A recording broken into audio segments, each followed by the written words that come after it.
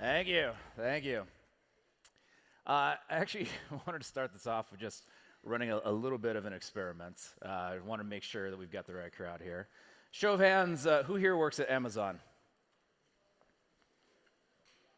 Facebook? No. Google? So I've either completely nailed my demographic audience or I'm at the wrong conference.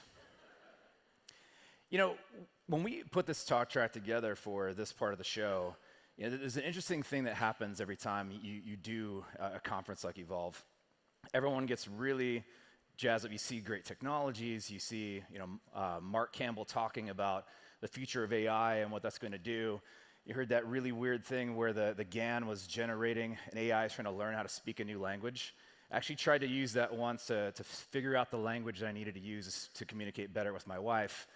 And it also focused on only one phrase, and that was, "I'm wrong, I'm sorry." Highly intelligent. I needed an AI to teach me that, and my life is effectively getting much better. And then you get Mike Walsh up there, and you're like, wow, like this futuristic stuff, this is amazing. Having tons of great ideas, I'm getting really juiced, and then you go and have tons of drinks tonight, you're gonna have a crazy party at Outlier, and you're gonna feel so amazing about this whole experience.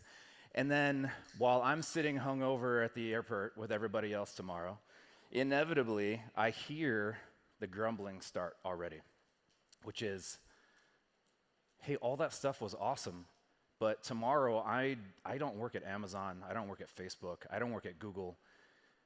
I'm gonna go back to my normal job, and I'm not gonna get to do any of those things. And even if I want to do those things, which I do want to do, I don't know where to start. I don't know what the tools are that are in my bag. How do I actually do those things and make that stuff come true? So we wanted to leave you with a little bit before on the main stage of this stuff is happening. There are tools out there, just like anything else that you need to know. What are other people doing? How are they changing the way that they go back to their organization and do this stuff every day to actually turn those things into a reality? Because you can do this as well, and this is happening across organizations all across the country. Just kind of level set. Remember when you used to dream about what you have now? And I'm not talking about a midlife crisis, your alimony payments, and amount of student loan debt. But there are aspects of your life everywhere right now that used to just be a dream to you. And your life has probably taken multiple pivots. You've had your successes, you've had your failures. And it's important to reflect back on those things because you had a mission, you had the grind, like there were things that you needed to do on a daily basis to achieve the things that you've done in your own life right now, or things that you see in the world. People had to go through similar types of things. And we love to talk about all the things that Amazon and Google and these companies have done and all their great successes. And you'll come to a show like this and we'll show you the future and say, look at this amazing stuff. We never really go back actually and go, hey, those companies had failures as well. They learned from them, not everything is awesome for those guys either. Anybody remember the Fire Phone? Anybody actually buy a Fire Phone? Yeah, I didn't think so. That's why it doesn't exist anymore. Amazon had a big failure with this. Didn't stop them from trying, and I'm sure they learned a lot from this experiment that led them to some other breakthroughs in other areas of their business of what they wanted to do. Everybody remember these things? I remember being at Evolve a few years ago, and there was a ton of these, like all through the front row, like everyone wearing them. I'm going to show you, like, while I watch your show, I'm going to turn this into Minority Report, and I'm going to be doing all these crazy things because I could see this overlay over what's happening in your speech. These things never really took off either. Starting to take off again now. They've pivoted back into like an enterprise version, but this technically was a failure for Google as well, but not as big as the Apple version of the same technology. Huge promise. Just, it was the style. Just, Oh, man. So, if you are thinking down this path and you go back and you say, okay, great, awesome, level set, these things really are going to happen. What do I need to do? I'm going to go back and I'm going to try to affect change. I'm going to think big. I'm going to think about the future. I'm going to do these things inside my company. One of the things to first is to kind of level set in what do you even apply innovation thinking to? And Alexander Osterwalder posits that there are three main objectives of innovation.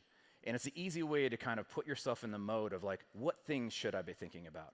The first is efficiencies. This one is probably the easiest one to think through because you have a lot of data. To use Mike Walsh's point earlier, leveraging data to make intelligent decisions and being able to see clear ROI in those decisions and to go affect change, this actually is the easiest place for you to think about innovation because you have data everywhere that is already telling you the current state of your situation and how you can apply that in ways that if you were to innovate, this is like your processes, your back office, your supply chain, things that you're doing within the business, there's very clear paths for you forward to gain buy-in, create great ideas, create ROI, and affect change immediately. The second would be sustaining. What are the innovations that you create that take your existing business and sustain them by creating new features or a new model of the same things that you're currently doing today?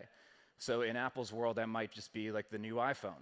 You know, the new iPhone doesn't necessarily create a radical new business for Apple. All it's doing is sustaining the existing Apple line of business that they've already established by creating a new version of the same thing. So another unique area of thinking about your own business of like, what are the things that we're doing today? Is there a new version of that? Is there a new feature, a new enhancement of that that actually just keeps sustaining the existing business? And then where a lot of people get lost is on the new growth section. So new growth is when you start thinking about how do I completely disrupt my existing business? How do I create brand new, entirely different things that will cause new ways for my company to have growth or explosive growth and things that we've never done before? Maybe it's a different business model. Business model is typically where this falls into play, and we'll cover a little bit of that in a minute here. But this is where we typically talk about crazy innovation, crazy things that you hear about, like all these wild things that companies are doing, and people get a little bit lost. So we'll give you some tools that can help shepherd you through that. The first piece, if you are looking at the existing business and the processes, it's a great quote by Peter Drucker. There's nothing quite so useless as doing with great efficiency something that should not be done at all. And we've seen big innovation fails in this realm as well.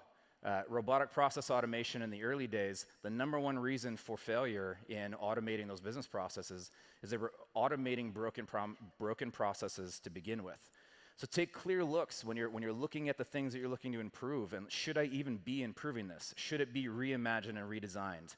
Are there new ways, is technology even bringing new ways for me to even rethink the problem and rethink the ways that we're doing this kind of stuff?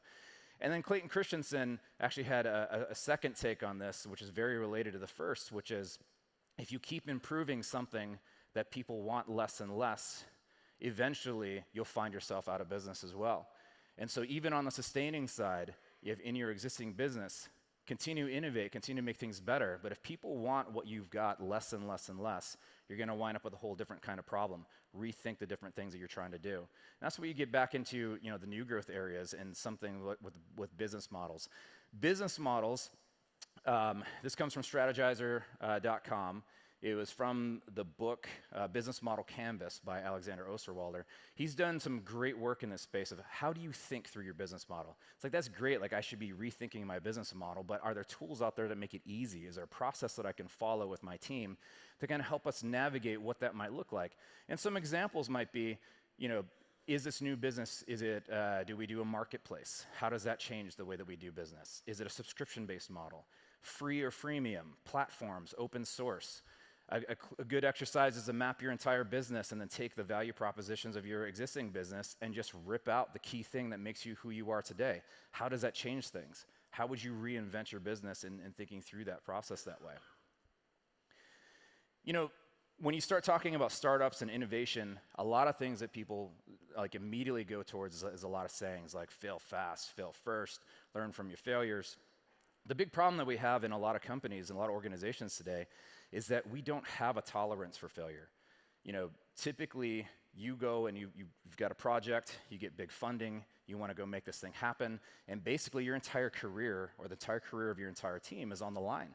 Because if you fail in that one thing that you do, then it's catastrophic. It's the only thing you're being judged on. And you've promised something back to the business, and if you can't deliver that, that culture of fear and that anxiety that we build around those things is actually very counterproductive to the creative process to begin with.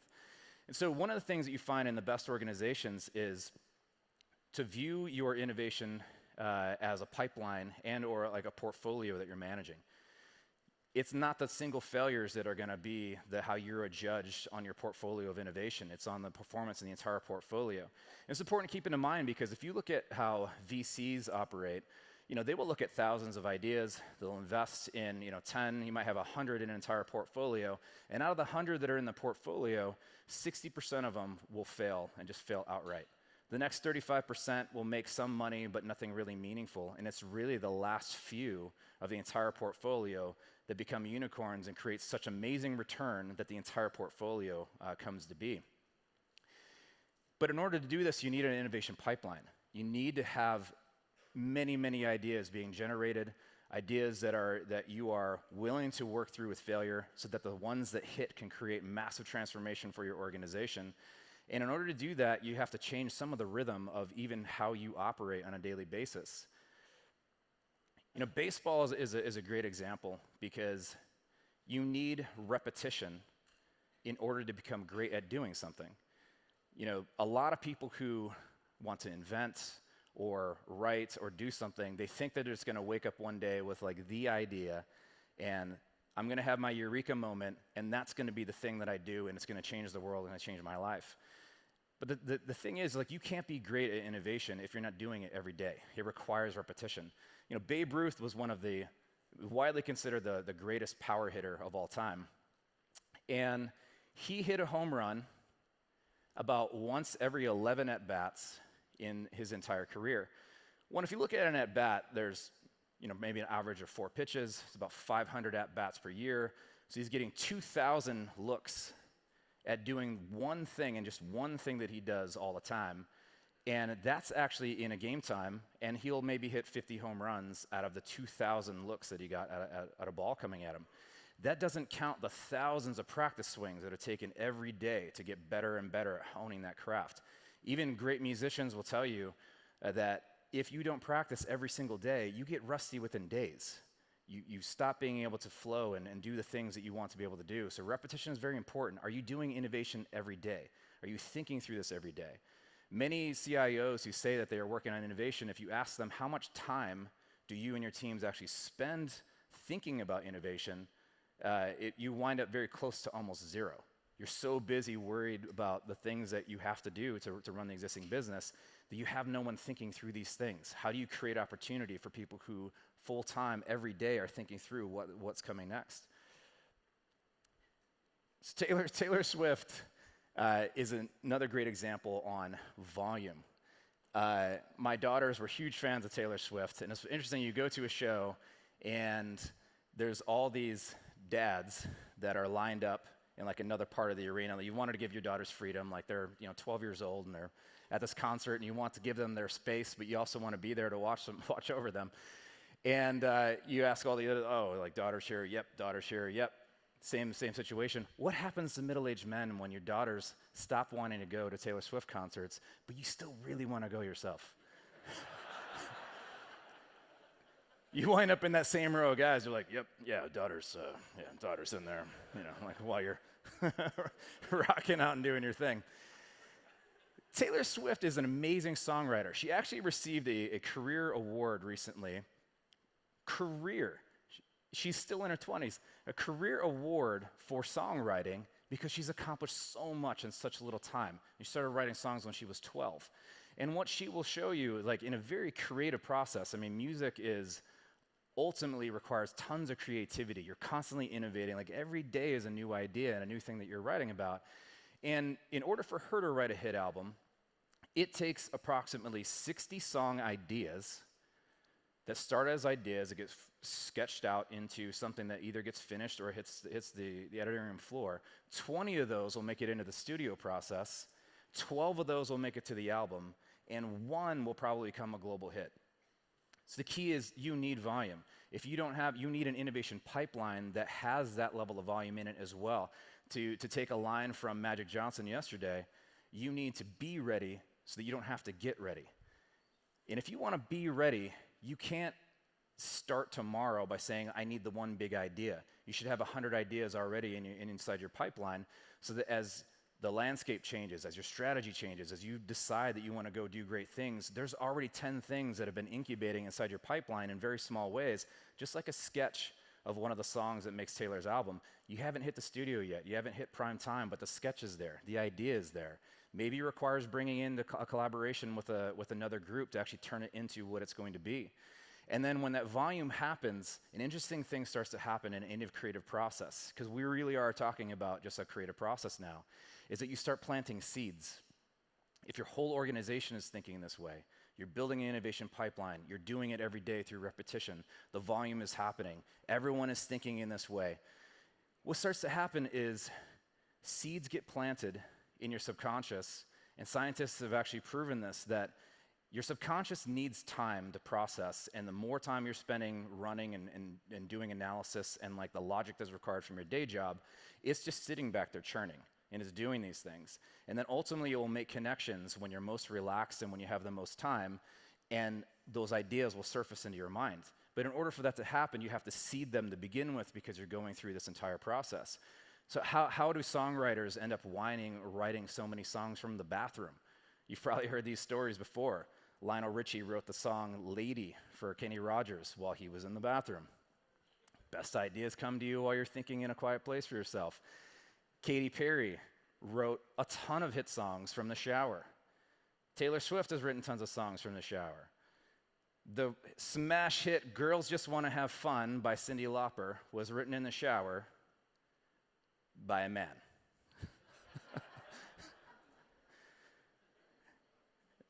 The key point is not just that girls just want to have fun, but when you're seeding these ideas, they come to you in that kind of state because you've been seeding them the entire time.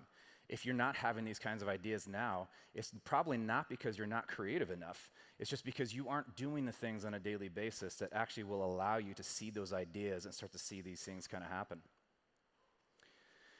You know, continue on with dreams. When you start seeding these things, Paul McCartney, one of the greatest songwriters of all time as well, he wrote the song Yesterday after having a dream. You guys have all heard this song before. It is Guinness Records, the most recorded song of all time.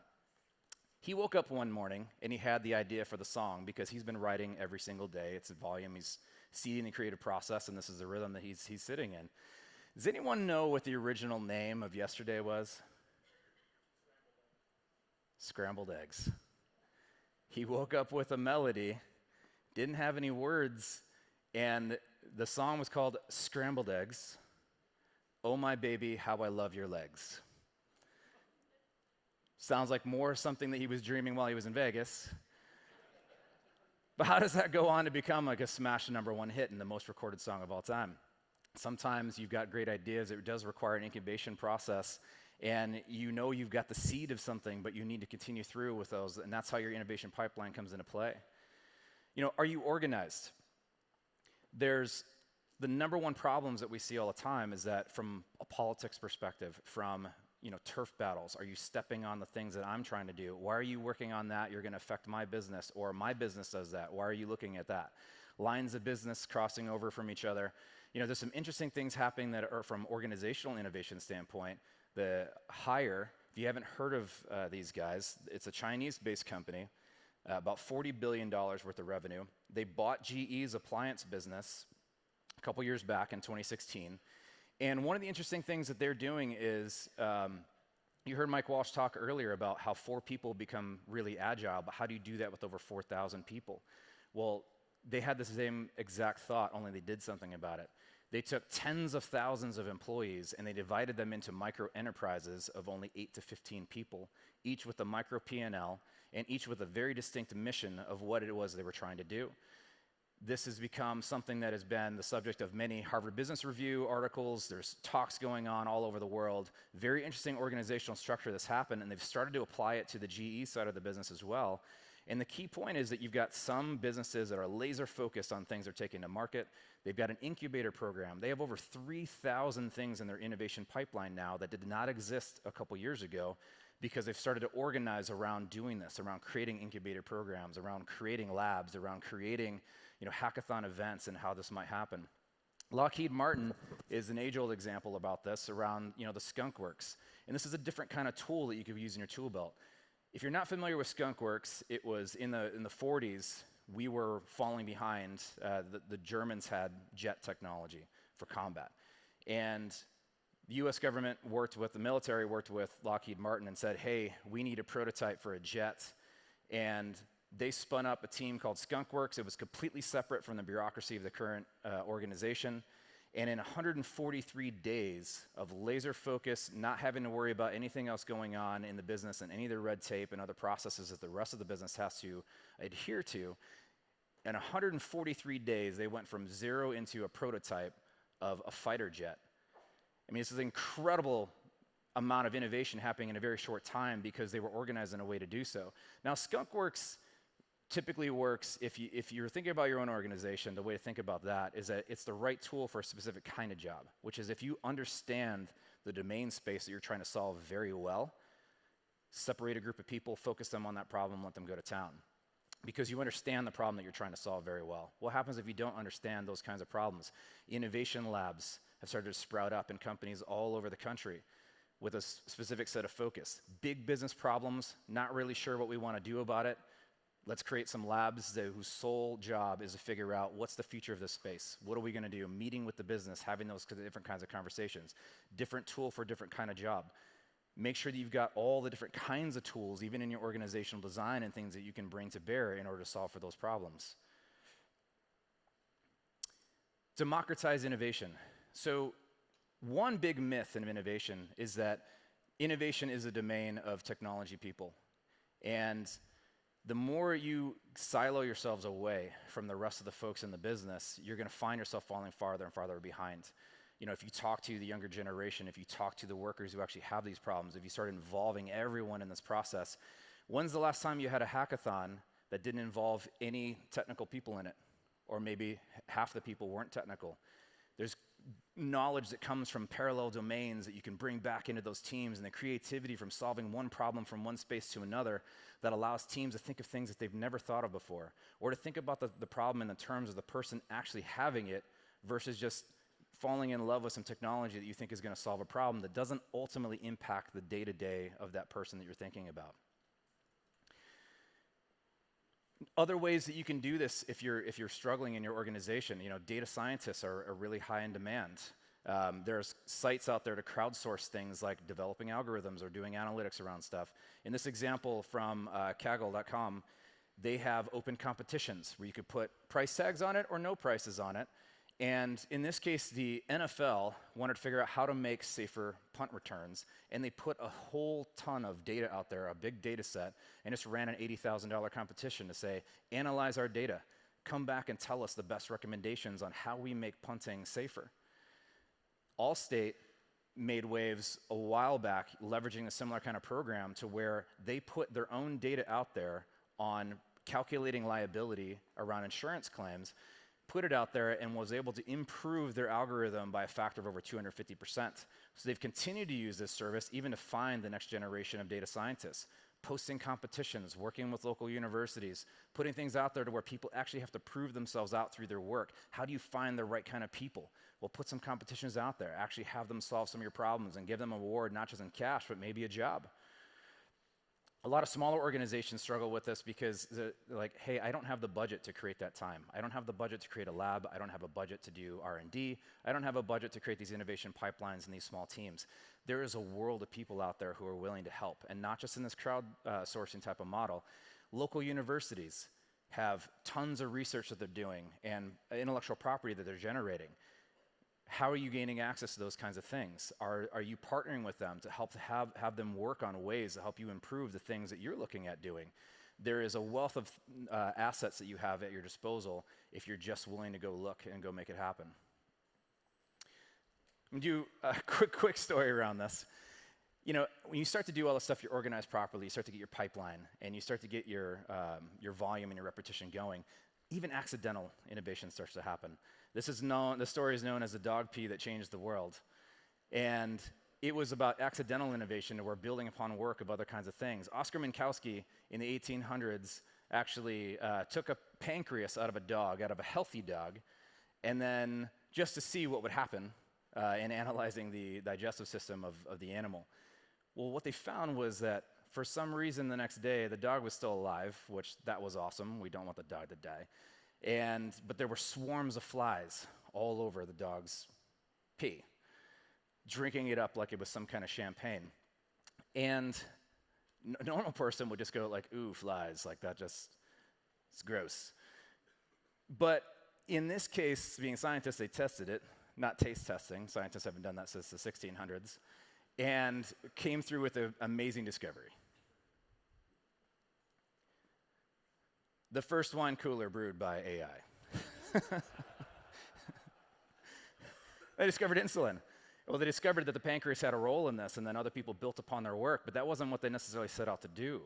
By actually going through the repetition, you get into a rhythm to where these kinds of things start to come to you, and you're seeing the designs, and you can work off other people's work, and where that takes you will design the next set of innovation.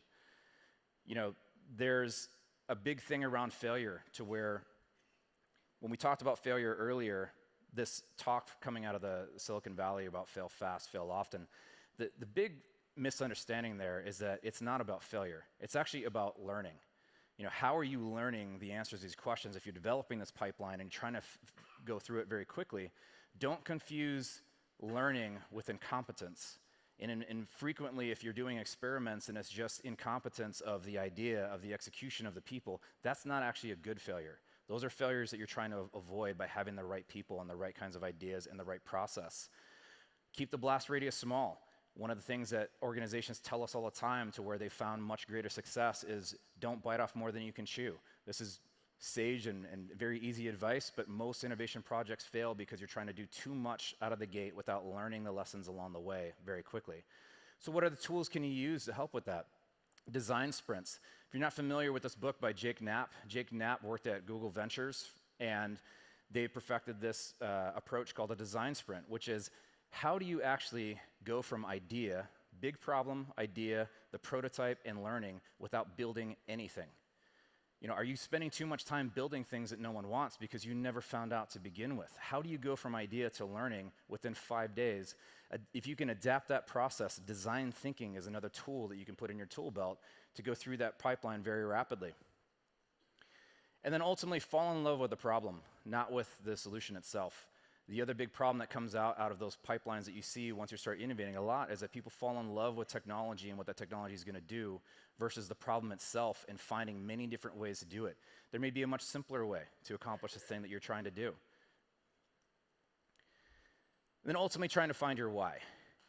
Just like going to the gym or anything else, you're never going to go do it unless you have the passion and something is driving you deep down that makes you go and do those things that are painful at first, but then start to become a rhythm for you.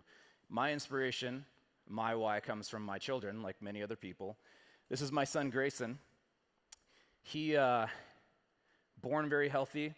We've had the unfortunate situation of having him in the ICU 3 times before the age of 5. And when he was a baby, 2 months in, turned purple, had a seizure, took him into the hospital, spent a week there while they tried to figure out what was going on, and ultimately, got him out of there again. When he was 4 years old, this was a year ago, he woke up one morning and he basically told my wife, "Mom, I can't breathe."